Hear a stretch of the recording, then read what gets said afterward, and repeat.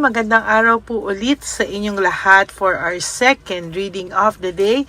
Tingnan naman po natin kung ano po yung nabitin natin kanina, no? For our second reading of the day. So ngayon po ay basahin naman po natin kung ano po ang mga nakalaman dito. This is a continuation of the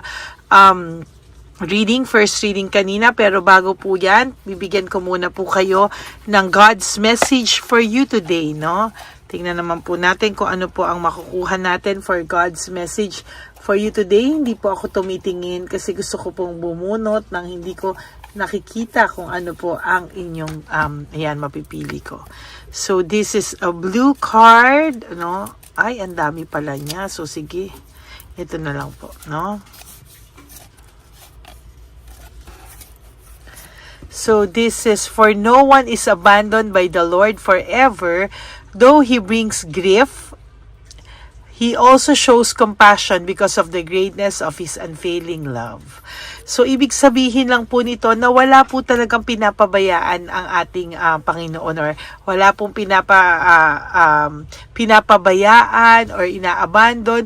Kahit po may dumadating daw sa ating mga problema, lagi pa rin siyang may pagmamahal, compassion sa inyo, no? Sa ating lahat actually, no? At huwag kang mawawalan ng pag-asa kasi kahit na yan ay dumating, siya po ay nasa tabi mo para po suportahan ka sa lahat. Another one is from 2 Corinthians.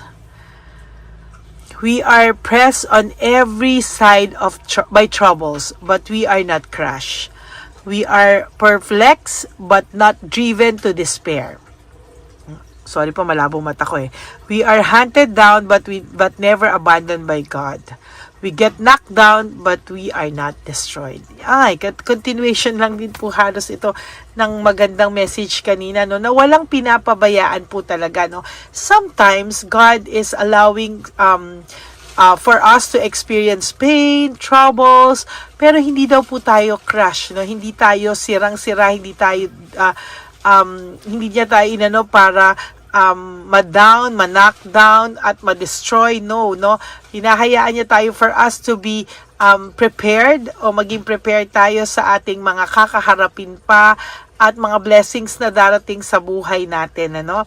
Tinuturuan niya tayo maging matatag, tinuturuan niya tayong maging matatag, tinuturuan niya po tayong maging kumbaga magkaroon ng a lot of courage para sa lahat, no? Pinapakita niya rin po na kahit po ano ang dumating sa atin, hindi niya po tayo pababayaan. Okay? That is your reading for the day. I hope na yung message na yan ay meron po kayong napulot na mensahe, no? So, dumiretso na po tayo dito for our first card. Disconnection. Maybe na-disconnect kayo sa isa't isa. For some of you, baka hindi mo alam, no, kung ano yung mga rason niya. Bigla kanyang iniwanan, bigla kanyang ginosting, bigla siyang hindi nagparamdam, or ano ang dahilan bakit kayo na-disconnect sa isa't isa. Because really, dinisconnect niya po yung sarili niya sa iyo, no? For some reason, hindi mo po alam bakit po niya dinisconnect yung sarili niya sa iyo, no? Ano yung rason niya, hindi mo maintindihan, no? Talagang hirap kang intindihin, no? Siya po talaga ang gumawa niyan sa sarili niya, no? Parang hinayaan niya po na ma-disconnect siya sa iyo, parang kasalanan niya po lahat. Siya po ang gumawa niyan sa sarili niya, to be honest with you. Para na po itong na-anxiety o naiisip niya po mental disease, para siyang marami siyang kinakaaligaga sa mga oras na to, no? Naaligaga siya sa maraming bagay na hindi niya maintindihan bakit niya nagawa sa iyo, no? Marami siyang bagay na iniisip na bakit ko ba to nagawa? Parang ganun po ang dating sa kanya, no? Naiisipan naman niya na napakabuti mo sa kanya, napakaganda ng connection na meron kayo, no? Parang hindi niya ngayon alam kung saan siya pupulutin after ng lahat ng mangyari na ito. Yung connection nyo po somehow is parang hindi niya maintindihan bakit nangyari ang lahat ng ito sa kanya, no? demotivated siya sa ngayon. Itong taong to ay very very demotivated sa ngayon sa nangyayari sa kanya. Hindi niya alam kung ano daw po ang gagawin niya. As a matter of fact, parang wala siyang kagana-gana sa buhay niya ngayon. Parang hindi niya alam kung hanggang kailan siya makakaramdam ng matinding pagkatamad sa mga bagay-bagay ngayon. Nahihirapan po itong aminin sa sarili niya na somehow ay napapagod na rin siya. Napapagod siya sa mga nangyayari sa kanya, napapagod siya at hindi niya alam kung hanggang kailan siya makakaramdam ng walang kagana-gana sa mga bagay-bagay ngayon. Parang yung sarili niya is more on natetempt siya na wag kumilos, parang lahat na lang ngayon kinakatamaran niya, lahat na lang ngayon iniiwasan niya, parang lahat ngayong this time para siyang pagod na hindi niya maintindihan, at talagang nahihirapan siya and hindi niya maintindihan what went wrong, saan daw siya nagkamali sa lahat, and hindi niya maintindihan hanggang kailan daw ba siya makakaramdam ng pagkabagot, kasi bagot na bagot po itong taong to sa ngayon. Parang ang pakiramdam niya is somehow hindi niya maintindihan kung ano nangyari sa kanya, what really went wrong sa kanya, para raw siyang nawala sa sarili niya and ngayon parang tinatamad din siyang ayusin yung buhay niya, parang hayaan mo na, just go with the flow, ganyan na lang, pero hindi po kasi dapat ganyan ang mga bagay-bagay,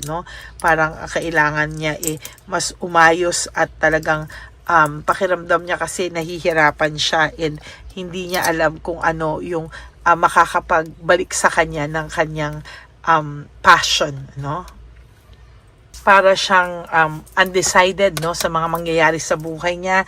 Parang hindi niya alam kung ano yung gagawin niya sa buhay niya, and somehow itong taong to nag-iisip din talaga siya, kung paano maaayos yung mga lagay niya, yung buhay niya.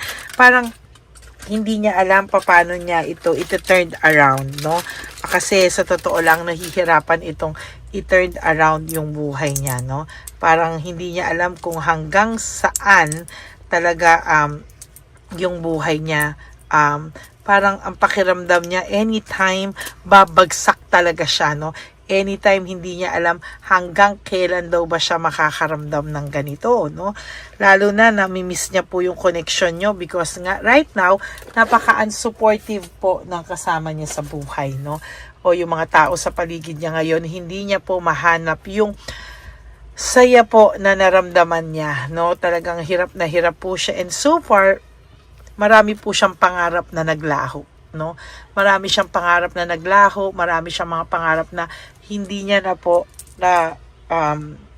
natupad, parang hirap na siya and ang pakiramdam niya para siyang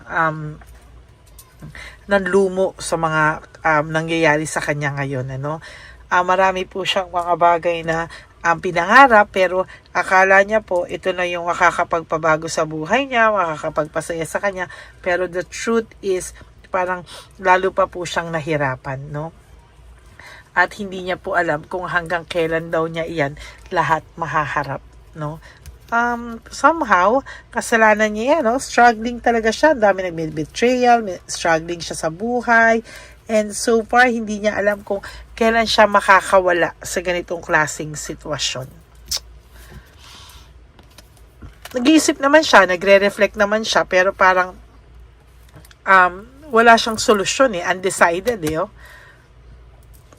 undecided pa po siya sa mga bagay-bagay, and ang pakiramdam ko sa kanya patuloy siyang magiging undecided, kaya talaga kinakailangan niyang mag-reflect. The Hermit is about reflection, or mag-isip talaga siya ng mga bagay na makakatulong at makakabuti sa kanya, he feels very sad, and meron dito na parang may grief, and loss, talagang inaano niya, yung mga responsibility niya is talagang naging burden na sa kanya, parang hindi niya alam kung ano yung gagawin niya, parang lahat ngayon, ang bigat ng pakiramdam niya, parang lahat ngayon responsibilidad niya, lahat ngayon ay pakiramdam niya po ay siya po yung may dala-dala ng bigat, no?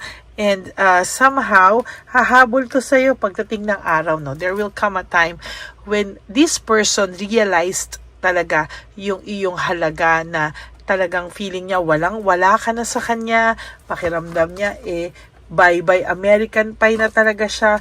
Diyan po talaga magsisimula lahat ng realization niya.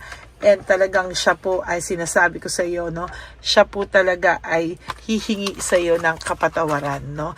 Whether you like it or not, kung kahit na sa iyo ay hindi na importante, pero there will come a time that this person will really ask for your forgiveness, no? Yan po ang nakikita ko. Oh, ayan, no? Lalo na po pag bumagsak na lahat sa kanya. The Tower ay pagpagsak ng buhay, ng pangarap, no? And ito po yung nakikita ko na mahihirapan po siya sa mga susunod na panahon sa buhay niya. Talagang hindi niya po aakalain na yan po yung mangyayari sa kanya talaga, no? And very dissatisfied po siya sa buhay niya. Hindi niya po alam, pero very, very dissatisfied siya, and talagang magulo po ang buhay nito, no?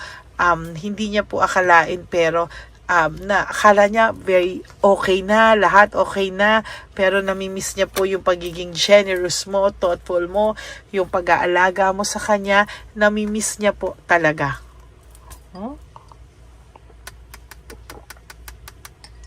Namimiss niya po, no? Hinahanap ka po niya, hinahanap niya po yung how you treat this person, no? Talagang hinahanap niya. And ayan, no? Quick decision, no? Marami po siyang mga desisyon na hindi pinag-isipan. Bara-barang desisyon na nagpahamak po sa kanya at nakasira sa inyo. Now, this person, ilang beses ko na ito nakikita, ha? Gusto niya po talagang umalis, maglakbay, mag-journey, mag-reflect, mag-isip ng mag-isa, no? Naguguluhan siya, and somehow parang pakiramdam niya po hindi siya happy, no? Gusto niya po talagang umalis siya, at talagang ang pakiramdam nito kailangan niyang umalis. The Moon, very confused siya, no? Marami siyang mixed emotions. Kulang po ito ng lakas, no? Feeling ko naglalakas-lakasan lang siya, pero talagang naduduwag po ito, at ang nakikita ko very unstable to when it comes to financials, no? Financials niya, very unstable siya, mentally, physically, financially, emotionally, napaka-unstable po nito, sa totoo lang. And very unhappy, depressed, negative, no? Yan po ang the Sun in reverse. This is about unhappy situation, person, depression, negativity, and failure. Okay? So, yan po ang nakikita ko sa inyong second reading of the day. I hope na naka-resonate po kayong lahat, and if you do, can you please give me a like and comment down below para alam ko naman po kung ano po ang emotions nyo right at this very moment. And for those of you who would like to have a private reading with me, you may message me po at Ladyly Elena, that's Ladyly Elena. Nasa dulo po yan ng ating video. Diyan nyo lang po ako makakontak. That is my only official and legit FB and Messenger account. Maraming salamat po sa inyong lahat. And sa akin pong mga ever loyal, solid, and faithful na Lady Elena family, mahal na mahal ko po kayong lahat. And for those of you who would like to have a private reading with me, sabi ko nga po, dito lang kayo sa Ladyly Elena, that's Ladyly Elena. Okay? Yan po ang aking official and legit FB and Messenger account. Okay? Maraming salamat po sa inyo lahat. And ang payo ko po sa inyo, sa aking mga ever loyal, solid, and faithful na Lady Elena family, is that when you wake up each day, you do 3 things that will make you happy for the day. Prioritize yourself, make yourself happy, and mahalin niyo po ang sarili niyo, because self-love is still the best love of all. Okay? God bless you all, and I'll see you again on my next reading for our third reading of the day. For the meantime, panoorin niyo muna po yung kanina and yung kahapon. God bless you all, and I love you all from the bottom of my heart. Bye!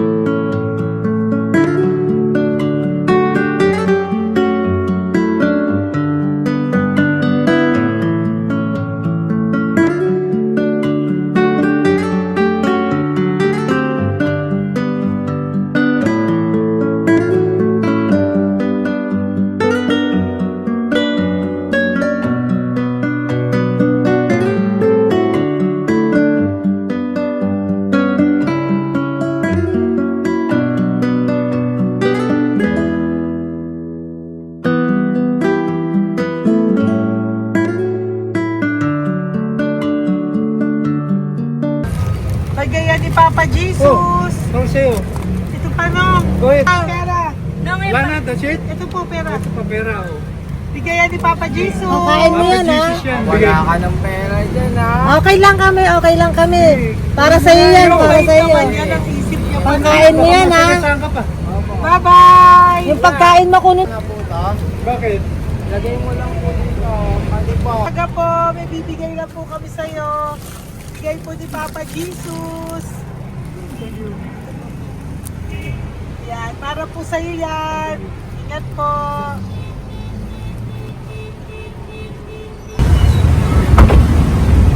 Magandang tanghali po.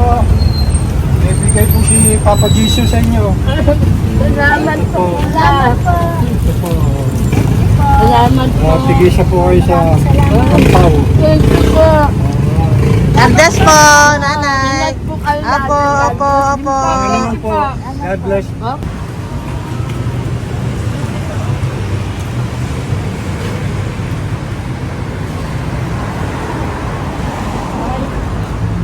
Bigay po ni Papa Jesus sa inyo.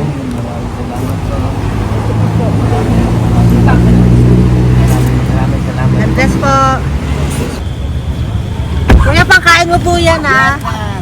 Tayo ka ba nandyan? Po, hindi po. Dito po nagatimpahan po. Ah! WC Ministry. Doon ka nakapwesto. Opo. Sige po, Sige po, labay po. God bless po. Ingat.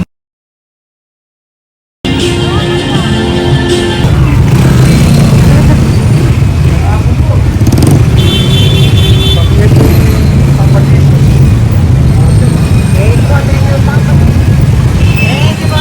Thank you po. Bye po. Pero pa eh. Bigay po ni Papa Jesus. Salamat po. Yun.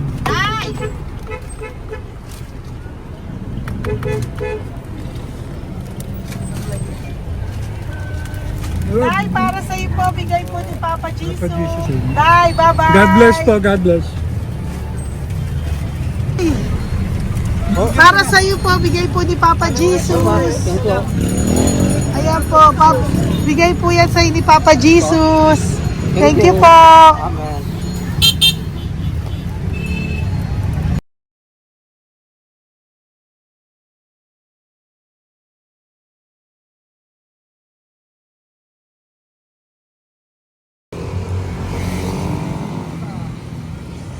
Bigay ni Papa Jesus.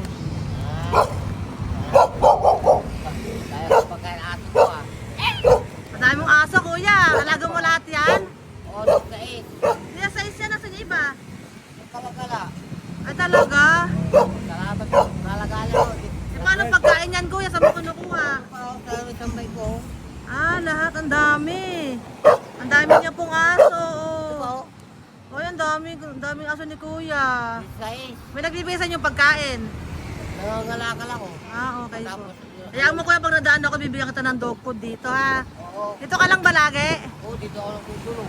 Okay po, sige. Okay po. Marami din akong aso sa bahay, eh. Salamat po. Okay po. Isa. Kuya, pangkain mo yan, kuya.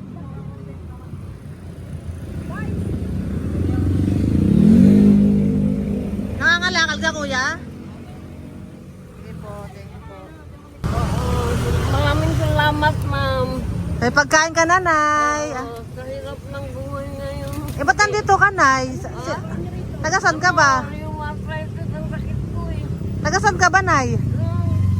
Sa plan, lado eh. Sa Pladway. Oo. Okay po.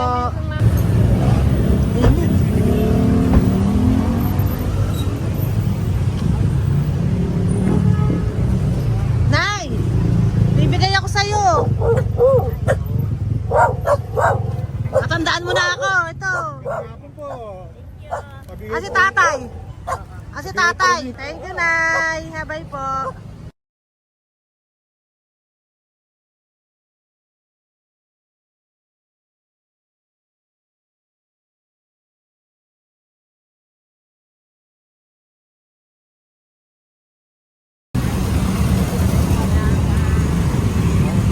God bless, Nay. Thank you po. Pabigay po. Ay, bigay po ni Papa Jesus. Salamat po. Bigay po ni Papa Salamat po, Jesus. Ito ate. po, oh. Salamat po.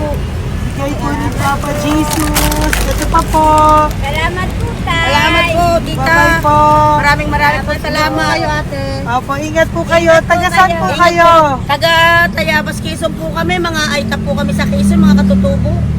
Sige. Ingat po. Salamat God bless.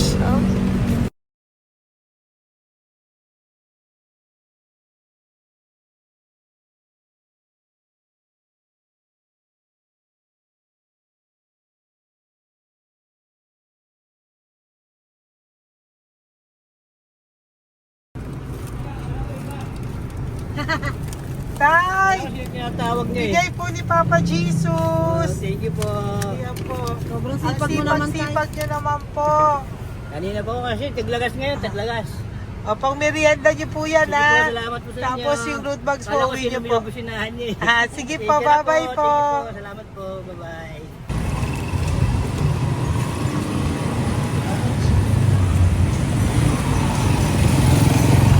Brother! Basta, mabigay ni Papa Jesus ang sa'yo. Ang kaya mo yan. Ba't hindi ka makatayo? Na ano ka? Okay. Sige, bye-bye. Hello po. Tama. Para sa inyo po, bigay ni Papa Jesus. Thank you very much. Sige po, bye-bye po. God bless you. Tay, magandang hapon po. Bigay po ni Papa Jesus. Ito pa po, Tay. Para sa inyo po. Bye-bye po.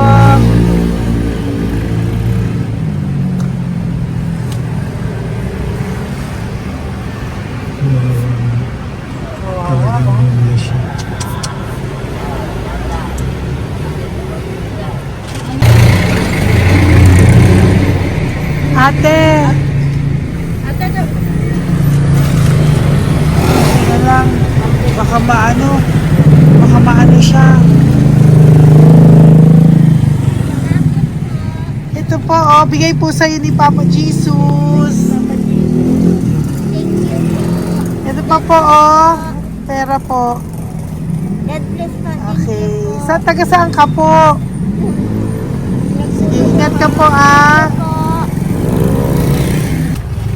Hello po, magandang hapon po. Ano po? Bigay po sa'yo ni Papa Jesus. Thank you, madam. Tsaka ito pa po, para po sa'yo. Salamat. Thank you po, ingat po. Thank you, ma'am. Sige po. Salamat. Akala ko, ma'am, bibili. Ay, hindi po, para sa'yo po yan. Bye-bye Thank you, po. ma'am.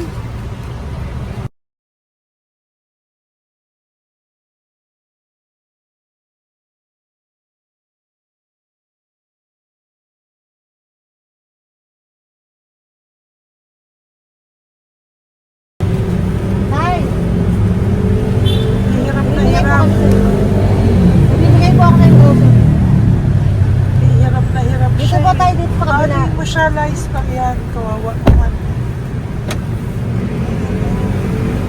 Tay, magandang araw po. Oh, Lord. Bigay po ni Papa Jesus. Ay, ito po, ano, pandagdag po. Dagdag po, bigay po ni Papa Jesus. Thank you po. Thank you po. Kawawa naman. Diyos ko, hindi na siya makaano po. Ano? Pagkabang niya, tatawagin lahat. Ano kami yun, nangyayari ko lang. Siyempre, ang bigat niya.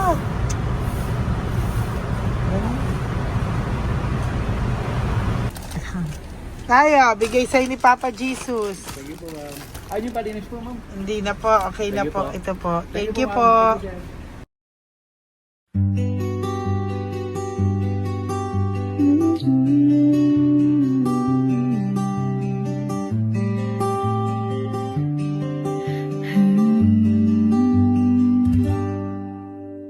Nasa panahon ako ng kalungkutan, panahon na hindi ko alam ang gagawin.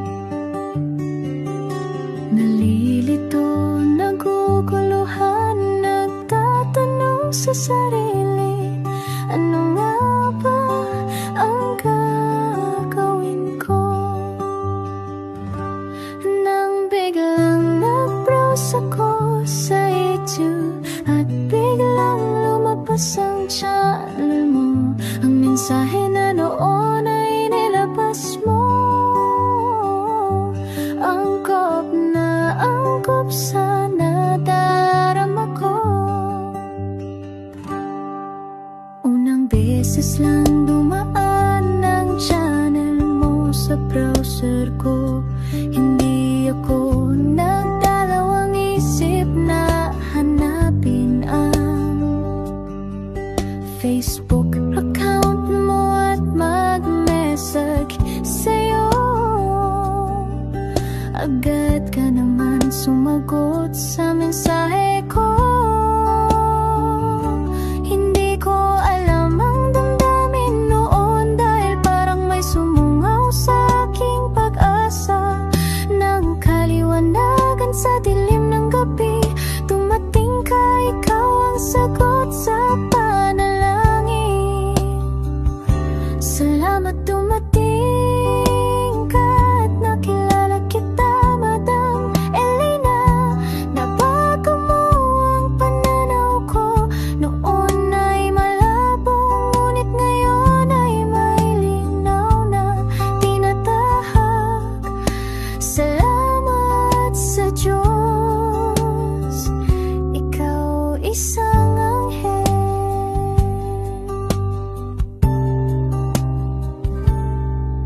na inihulog sa lupa upang kami ay tulungan na magkaroon ng linaw sa buhay. Pinadaan sa'yo ang mensahe na naisipan